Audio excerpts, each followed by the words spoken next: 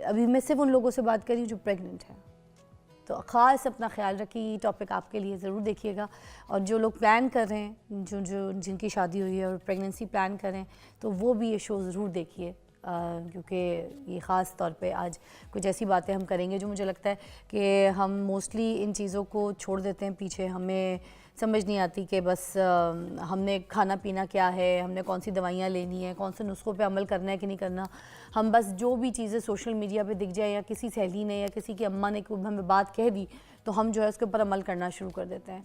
तो हमने वो चीज़ें नहीं करनी है। हमने हर चीज़ को सोच समझ के, देखभाल के इस्तेमाल करनी है, अपनी ज़िंदगी में लेकर आना है, क्योंकि हम एक ज़िंदगी अपने जिस्म से जो है ना वो दुनिया में लेकर आएंगे। एक चीज़ को तख्लीक आप समझें, आप दे रही हैं, तो आपकी सारी डाइट, आपका जो जहनी सिस्टम है, वो सब कुछ बहुत नॉर्मल होना चाहिए। इसके ऊपर आज हम बात करेंगे। हमारे पास हैं डॉक्टर सना नज़ीर, गायनाकोलॉजिस्ट हैं, किसी तारुफ के मोहताज नहीं है। हम उनसे डूज़ एंड डोंट्स के बारे में पूछेंगे कि प्रेगनेंसी के दौरान औरत को क्या करना चाहिए। अस्सलाम वालेकुम। अस्सलाम वालेकुम, कैसी हैं फिज़ा? ठीक, अल्लाह का शुक्र, ठीक ठाक। तो चलिए यहीं से शुरू करते हैं कि जब औरत प्रेग्नेंट हो जाए, ठीक है, तो ये जो डूज़ एंड डोंट्स हैं, इसके बारे में हम पहले बात करते हैं कि क्या चीज़ें करनी है, क्या छोड़ देनी है। जी, सबसे इम्पॉर्टेंट डोज में हम देख लें तो मदर का हैप्पी रहना बहुत इम्पॉर्टेंट है, क्योंकि हम सब कुछ कर लेते हैं। इवन कुछ फैमिलीज़ में डाइट पे हर लिहाज से फोकस किया जाता है। जब स्पेशली हमारे यहाँ का कल्चर ये है, यूजुअली जब प्रेग्नेंट होते हैं तो केयर मिलती है, जिन्हें पहले भी नहीं मिलती होगी मदर्स को, लेकिन मिलती है। लेकिन हैप्पी रहना मदर्स का इतना इम्पॉर्टेंट है कि अगर आप चाहते हैं आपका बेबी हैप्पी रहे, और उसमें जो जो चीज़ें हैबिट्स आप डालना चाहते हैं, जब प्रेग्नेंट होते हैं तो आपको यही होता है, बेबी सबसे जब हो तो सबके साथ घुले मिले और हैप्पी रहे और क्राई ना करता हो, और जो जो चीज़ें आप चाहते हैं तो आप वो खुद फॉलो करें इन प्रेगनेंसी। और ये सिर्फ और सिर्फ मैं एडवाइस नहीं कर रही, इसका एक्चुअली साइंटिफिक प्रूफ है। देखा गया था, बहुत सारी स्टडीज़ भी बताती हैं। इसके अलावा एक इटालियन एक ग्रुप था डॉक्टर्स का, उन्होंने देखा कि उन्होंने जो मदर्स हैप्पी थी और उनका पॉजिटिव इन्वायरमेंट था, उनका जब स्कैन करते थे तो उनके बेबीज़ जो थे वो बड़े प्लेइंग मोड में होते थे और वो बड़े मज़े से मूवमेंट अल्ट्रासाउंड पे फील हो रही होती थी। और ये भी देखा गया कि जब मदर को एक तरह का एग्रेसिव होती थी मदर, या फिर कोई ऐसा इन्वायरमेंट लाइक एक तरह की पेन देना, या फिर कोई नॉइज़ बहुत ज़्यादा करना, एक्चुअली अगर बहुत ज़्यादा नॉइज़ हो कहीं भी तो उसका भी बेबी पे अफेक्ट होता है। तो जो 9 मंथ में आप कर रहे होते हो वैसा ही बेबी बन रहा होता है। You are a superhero. You're growing a teeny human inside you. For all the pregnant ladies, you know, this is for you. अच्छा, हम बात ये करेंगे कि ये जो प्री प्रेगनेंसी केयर होती है, इसके बारे में तो सबको पता है। जो मुल्क से बाहर रहती हैं औरतें, मोस्ट ऑफ दे जाती हैं जाके अपनी प्री केयर पूछती हैं। यहाँ पर ये कोई सिचुएशन है नहीं ऐसी पाकिस्तान में। तो जो औरतें हैं, जब उनको पता चले कि they are pregnant, right away उनको डॉक्टर के पास जाना है, प्री प्रेगनेंसी केयर के बारे में पूछना है, सारा स्केड्यूल चीज़ें, डॉक्टर के अपॉइंटमेंट्स, अपनी सारी सिचुएशंस का हाल। जी जी बिल्कुल। सबसे इम्पॉर्टेंट मैं ये कहना चाहूँगी, आपका ये बहुत इंपॉर्टेंट क्वेश्चन है कि हमारे यहाँ बिल्कुल ट्रेंड नहीं है प्री प्रेगनेंसी काउंसलिंग का, प्री प्रेगनेंसी क्लिनिक का, क्योंकि बाहर है। और वो इसलिए है कि कुछ प्रॉब्लम, फॉर एग्जांपल अगर किसी को मेडिकल हेल्थ प्रॉब्लम है, ब्लड प्रेशर ज़्यादा है, डायबिटिक है, और कुछ को पता ही भी नहीं होता, इसी तरह जिनका वेट ज़्यादा है और ये सब, और इवन फॉलिक एसिड अगर आपने देना है तो उसकी इंपॉर्टेंस ये है कि आप 3 मंथ्स बिफोर द कंसेप्शन लें, अगर आपको बर्थ डिफेक्ट नहीं करने बेबी में। तो प्री प्रेगनेंसी काउंसलिंग एक बहुत इंपॉर्टेंट कॉन्सेप्ट है, जिसमें अगर आप आते हो हमारे पास डॉक्टर्स के पास, तो right after when you plan pregnancy, तो उसके बाद आप कह रही हैं कि फॉलिक एसिड शुरू कर दें। Folic acid when, yes, 3 months before the pregnancy actually आपके बर्थ डिफेक्ट्स कम करते हैं बेबी में। हम जब स्टार्ट करते हैं, इट्स ओके आपको लेना है, और फिर 3 मंथ्स आपने लाइक 12 आपने वीक्स तक कंटिन्यू करना है, दैट्स रियली गुड। लेकिन उसमें आपके कुछ ऑर्गन्स बन चुके होते हैं, तो बर्थ डिफेक्ट को अगर आपने प्रिवेंट करना है कम्प्लीटली, तो आपको 3 मंथ्स पहले फॉलिक एसिड स्टार्ट करना है। और यहाँ ये तो फिर भी है कि आपकी बर्थ डिफेक्ट को आप प्रिवेंट करने के लिए जब प्रेग्नेंट होंगे तो लेंगे, लेकिन अगर आप पहले लेंगे और अगर आपका वेट ज़्यादा है, स्पेशली आप में अगर किसी का BMI ज़्यादा है, तो उससे प्रेगनेंसी कॉम्प्लिकेट हो सकती है। और नॉट ओनली फीमेल, मेल का भी वेट ज़्यादा है तो बेहतर ये है कि पहले अपने वेट पे थोड़ा कंट्रोल करें, क्योंकि आपको आइडिया है कि अगर हस्बैंड का वेट ज़्यादा है तो वो फ्यूचर में जो बेबी है उसमें कार्डिक प्रॉब्लम, हार्ट की प्रॉब्लम का बायस बन सकते हैं। इसी तरीके से अगर मदर को डायबिटीज़ है और वो प्रेग्नेंट होती हैं और उनकी डायबिटीज़ अनकंट्रोल होती है तो मिसकैरेज हो सकते हैं, पेट में बेबी की डेथ हो सकती है, और इवन आफ्टर डिलीवरी बेबी भी डायबिटीज़ जो कि टाइप 2 होती है वो डेवलप कर सकता है। रियली? यस, तो इसीलिए पहले आप बेस्ट पॉसिबल हेल्थ करें और फिर कंसीव करें, ताकि आपकी प्रेगनेंसी लो रिस्क रहे और आपको एक हेल्दी ब्यूटीफुल बेबी मिल सके। अच्छा, अभी हम कुछ यहाँ पे ग़िज़ाओं के ऊपर बात करेंगे, कुछ ऐसी डाइट जो मुझे लगता है कि ज़रूरी है हमें बताना चाहिए कि जब प्रेगनेंसी प्लान कर रहे हैं और प्रेगनेंसी के दौरान पूरा जो खाना है, एक ग़िज़ा जो है वो औरत को कौन कौन सी लेनी चाहिए और कौन सी बिल्कुल नहीं लेनी चाहिए, उस पर बात करें। जी बिल्कुल, ग़िज़ा के लिहाज से सबसे इम्पॉर्टेंट जो फैक्टर है वो होना चाहिए होममेड क्लीन फूड लेनी चाहिए, क्योंकि जब आप बाहर की फूड लेते हो स्ट्रीट की या कोई भी इवन होटल्स की, तो उससे आपके डायरिया का और इन्फेक्शन होने के चांसेस ज़्यादा होते हैं।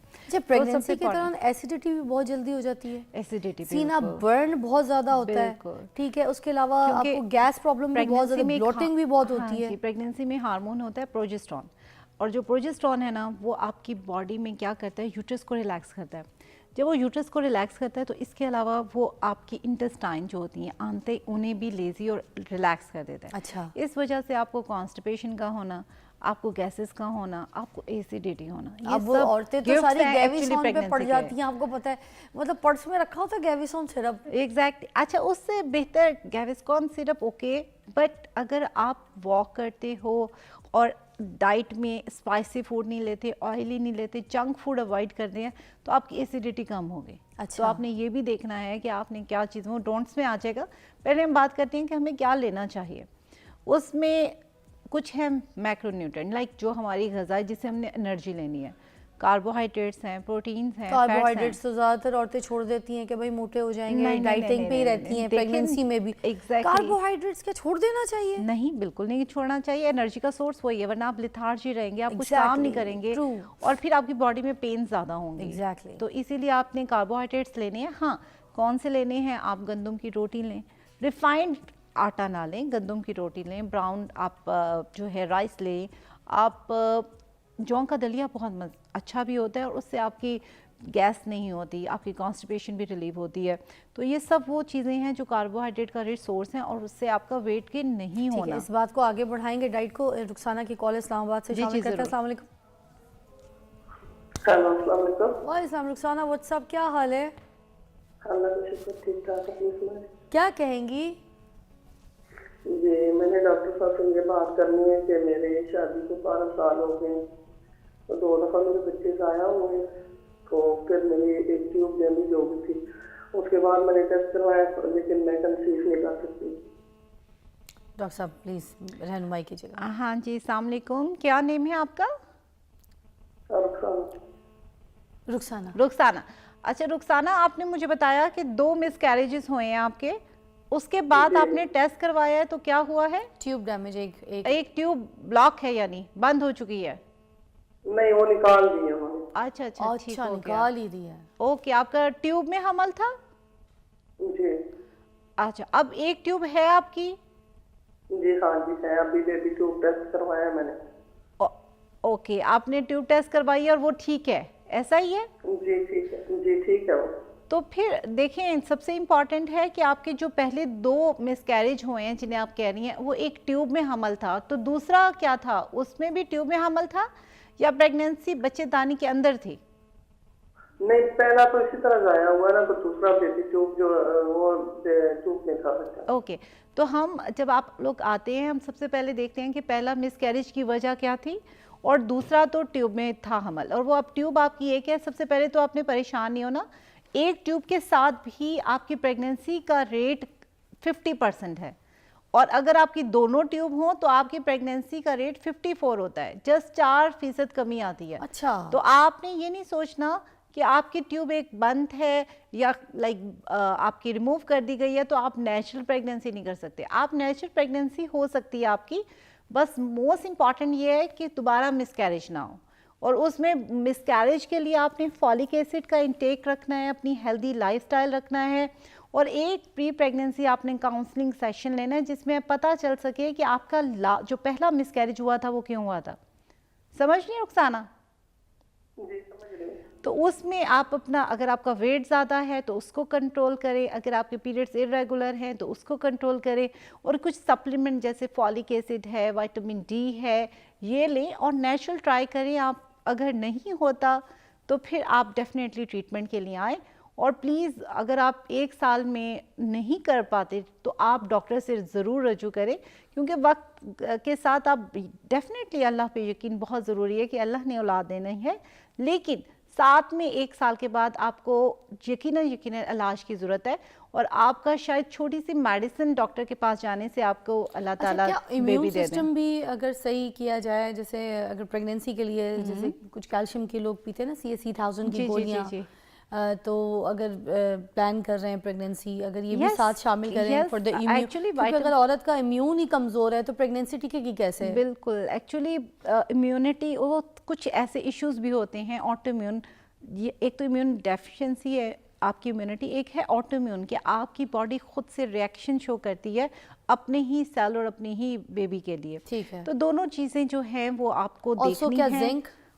जिंक काम करेगा? जिंक की small amount, not very necessary. Like आपको अगर विटामिन चाहिए ना, तो जो रिकमेंडेशन है वो है 5 फ्रूट सीजनल। अच्छा। जो 5 फ्रूट्स आपके सीजन में हैं वो आप लें daily, 5 type of the fruits. Okay. इससे देखा गया है कि जो भी आपके विटामिन्स हैं वो कंप्लीट हो जाते हैं। ठीक है। इसके अलावा विटामिन डी जो है उसके लिए है कि आपकी सनलाइट बहुत इंपॉर्टेंट है, जो कि आजकल नहीं है, और यूजुअली फीमेल जो है वो नहीं इतना एक्सपोजर होता। तो विटामिन डी उसकी बहुत इंपॉर्टेंस है कि अगर विटामिन डी के बारे में मैंने सुना है, जो औरतें नहीं लेती हैं, जो नहीं खाती हैं, तो जब बच्चा पैदा होता है तो उनकी जो ग्रोथ है, उनकी जो हाइट है, उसके ऊपर बड़ा फ़र्क पड़ता है। बच्चे लंबे नहीं होते हैं उन औरतों के जो जिनके अंदर विटामिन डी की डेफिशिएंसी होती है। Is that true? एक्चुअली इसके लिए बहुत सारी स्टडीज़ तो की गई हैं, लेकिन हम कंफर्म नहीं कह सकते। लेकिन हाँ, अगर आप विटामिन डी की डेफिशिएंसी है तो देखा गया है कि आपकी बेबी की ग्रोथ पे इफेक्ट होता है, यानी टमी में जो बेबी है उसकी ग्रोथ पे, क्योंकि बोन्स ने बनना तो है, डेफिनेटली उसके लिए कैल्शियम चाहिए, और कैल्शियम की एब्जॉर्प्शन के लिए विटामिन डी चाहिए। तो विटामिन डी होगा तो कैल्शियम एब्जॉर्ब होगा और आपके बेबी की बोन स्ट्रांग होंगी। और वही अगर आपकी डेफिशिएंसी चलती गई और फिर आफ्टर डिलीवरी भी बेबी एकदम तो नहीं स्ट्रांग हो जाएगा, जब यानी स्ट्रक्चर ही उसका वीक होगा।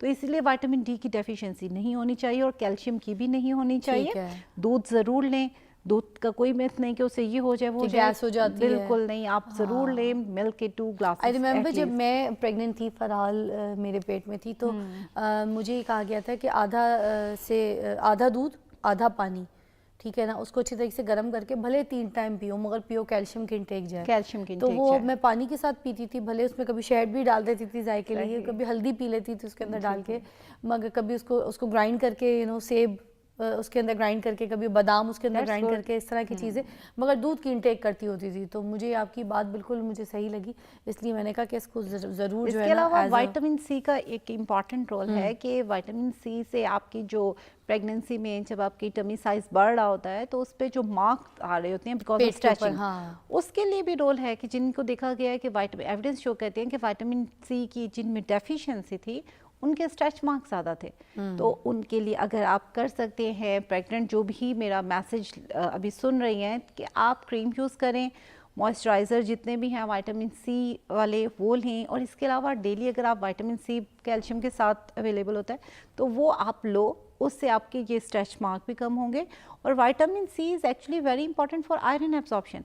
आप डे में जितना आयरन ले रहे हैं, for example in the form of the protein लेंगे, आप मीट की फॉर्म में लेंगे, एग की फॉर्म में लेंगे, तो आपने क्या करना है, उसके साथ आपने विटामिन सी, लाइक कैसे आएगा विटामिन सी, आपके सिट्रस फ्रूट ऑरेंज जूस आ सकता है, लेमन आ सकता है, इन दोनों के यूज़ से आपका, और इस तरह फ्रूट्स में स्ट्रॉबेरी है, जो सारी बेरीज हैं उनमें विटामिन सी बहुत रिच अमाउंट में होता है, ब्लैकबेरी, तो ये ब्लूबेरी, बिल्कुल, और इन सब से आपकी जो एब्जॉर्प्शन है वो बहुत अच्छी होगी आयरन की, तो आपको जो टैबलेट फॉर्म में आयरन लेना है वो भी कम हो जाएगा, क्योंकि टैबलेट फॉर्म में जब भी आप आयरन लेते हैं आपको नौजिया, पहले 3 मंथ्स तो आप ले ही नहीं सकते, तो आपकी नौजिया, प्रॉब्लम भी होता है, जैसे इरिटेबिलिटी बच्चों को होती होता है आयरन के सिरप से कलर चेंज हो जाते हैं, ऑल दैट काफी। तो वो ये है कि अगर आप अपना विटामिन सी लेते रहें इन द फॉर्म ऑफ ये सिट्रस जो भी फ्रूट हैं, साथ में आप प्रोटीन इनटेक रखें, कार्बोहाइड्रेट्स आपने लेने हैं, प्रोटीन इनटेक बहुत ज़्यादा ज़रूरत नहीं होती, फर्स्ट ट्राइमेस्टर में, सेकंड में तो इतनी ज़्यादा, first trimester mean first 12 weeks में कोई इतना ज़्यादा प्रोटीन की नीड नहीं है,